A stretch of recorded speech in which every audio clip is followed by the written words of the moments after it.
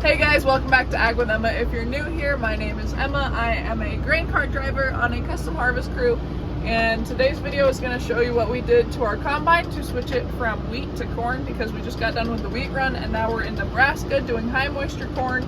I've never done corn harvest before this, so it's been super interesting to learn about.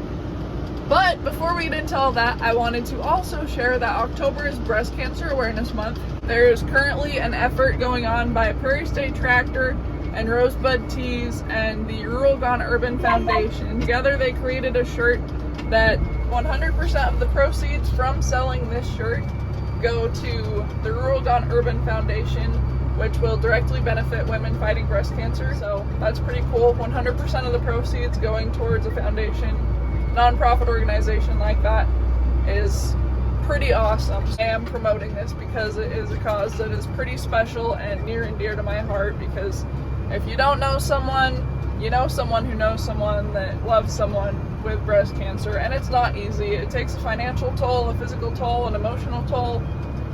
It's a beast. So you can purchase one of those t-shirts at rosebudtees.com or also any Prairie State Tractor dealership location. I'll put those links in the description. If you're currently fighting breast cancer, my heart and prayers go out to you. It's not an easy thing. So with that, let's get into today's video about corn harvest.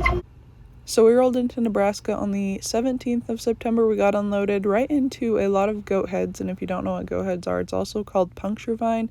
We had to wire brush them off the tire so that we could switch concaves. Nasty. Here's a peek into the combine. This is where the concaves, bed augers, and some other things are. We're going to switch out those concaves, and then I was just showing y'all what else was inside that combine. This is the last concave that's in, and this is the rotor. And then the other two concaves were sitting right here.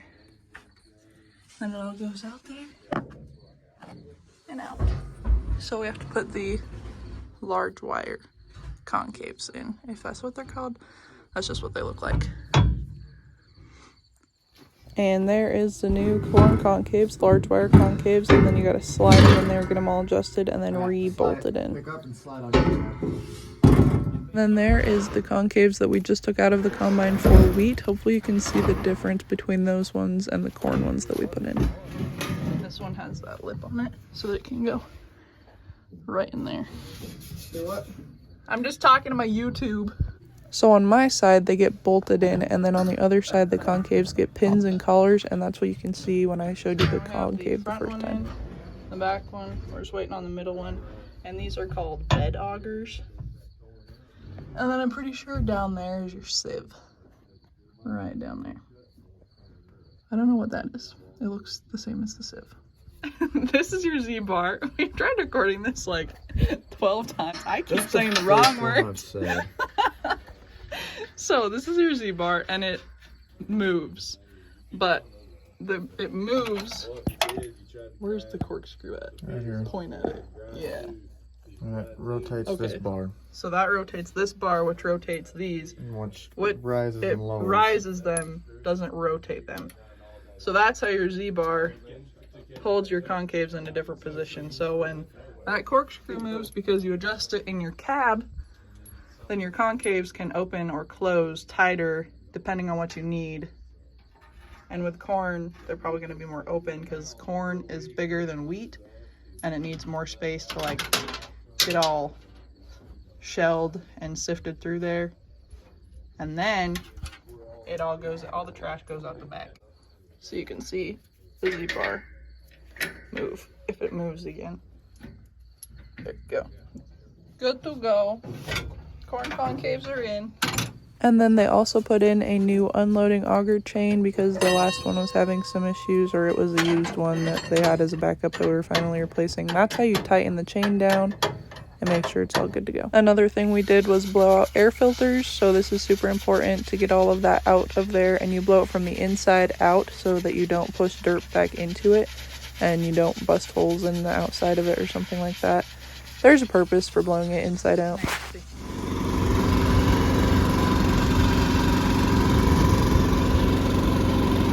So when this filter gets cleaned out, it goes back up here on top of the combine.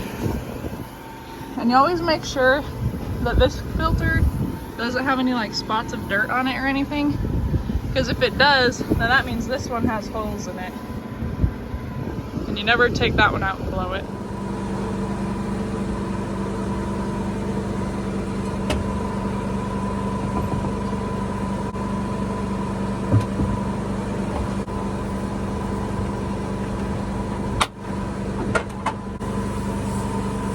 And then that's the engine filter.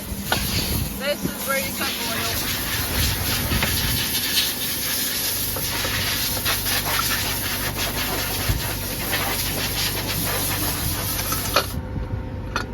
Yeah.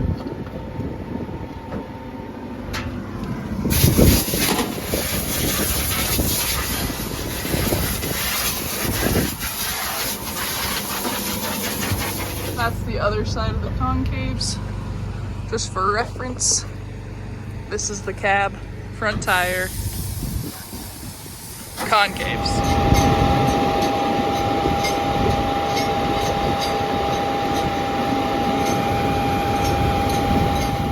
Spraying Pam on everything. Literal Pam, cooking oil Pam. So that the corn doesn't get all stuck up in there. See it all in there? Oh yeah. Close that concave, about top seal. Close the top seal? This is really uncomfortable.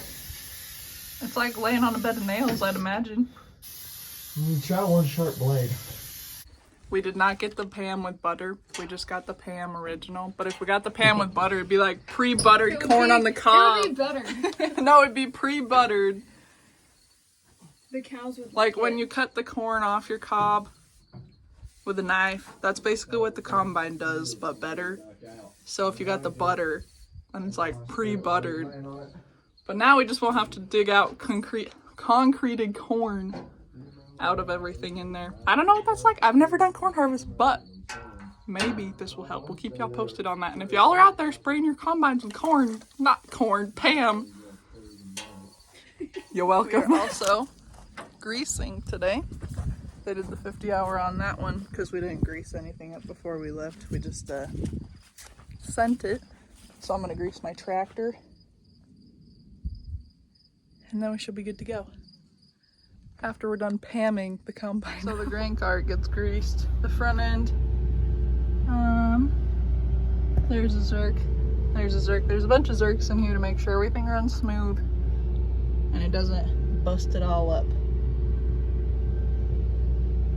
I'd show you, but I'm covered in grease. So fun fact, I'd never really been around a corn head until this day. I didn't understand how they worked. And I learned a bunch that I'll be sharing with you guys in future videos, but today we were just checking over chains, deck plates, stock rollers, making sure everything was just good to go and that we didn't have to adjust anything else before we were in the field running it.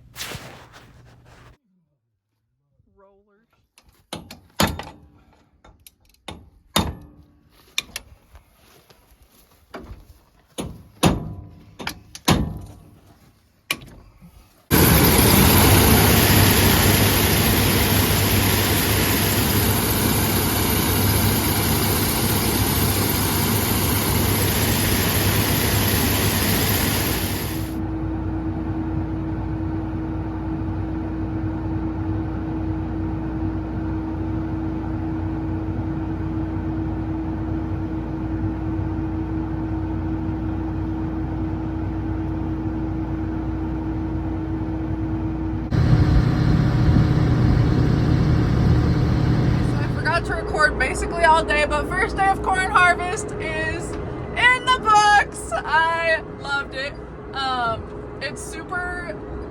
It's way more than wheat. So just for a little reference, in about a week and a half, we harvested 1 million pounds of wheat that got put on this cart in a week. And then in one day of corn harvest, we have done 550,000 pounds on one cart. And we haven't even done that many acres. So we just had to stop today because we ran into wet corn. So right now we're doing high moisture corn that will get ground up and used in cattle feed. It's part of the total mixed ration, basically. That's the only way I know how to explain it right now. I'm gonna go learn more about that. But It basically goes in, you know, cattle bunks and to feed cattle because it gets ground up right out of the field. So the trucks take it to the pit, they grind it, and it gets piled rather than put in bins. So the moisture level is about 25% to 30% is what they will take it at, or like there's some more details behind high moisture. I'm learning, so that will be some more details next. Just a little bit more background. We are in southwest Nebraska and it is the 20th of September. So that gives you a little more detail about location and date, because corn starts at different times in different areas, so everyone loves to know about that stuff. Oh yeah, buddy. She's basically empty now, but unloading wet corn is a lot different than unloading wheat. So corn is different to unload than wheat because wheat is smaller and drier, and then corn is a bigger kernel and it's also more wet in this case. So when you're unloading corn, your RPMs for your PTO, so your little throttle, has to be cranked so it has enough momentum to get all that corn up and out of that auger back there. Because if it isn't, then all the corn gets stuck and like builds up in the auger when you open your gates, and then your belts start burning. And we've already done that twice this season and we don't need to do it again. I've only busted one pair of belts on this grain cart. Not this grain cart, the last grain cart I was operating, but still. That's why corn is different than unloading wheat. And wet corn piles up in the truck and wheat just kind of like runs all over the place. So when you load, you have to make sure you're centered, because if you're not, then, you know, wet corn doesn't have much of a give. Like when it's loaded, it's loaded. Overall, I really like corn. Have you guys seen that TikTok audio that's like, it's corn, big lump of knobs? It is a big lump of knobs, and this stuff does have a lot of juice. Because when we were getting into that like 35% moisture, that stuff was juicy. Alrighty folks, that's all I have for today's video. Thanks for watching, and remember, if you enjoyed today's video, to subscribe so you can see more harvest content in the future, and lots more coming after harvest as well. Everyone's been asking me what I'm gonna do after, and I don't know yet, so it's gonna be a ride wherever I go. You can find me on all other platforms at Ag with Emma everywhere, and as always, hasta la pasta.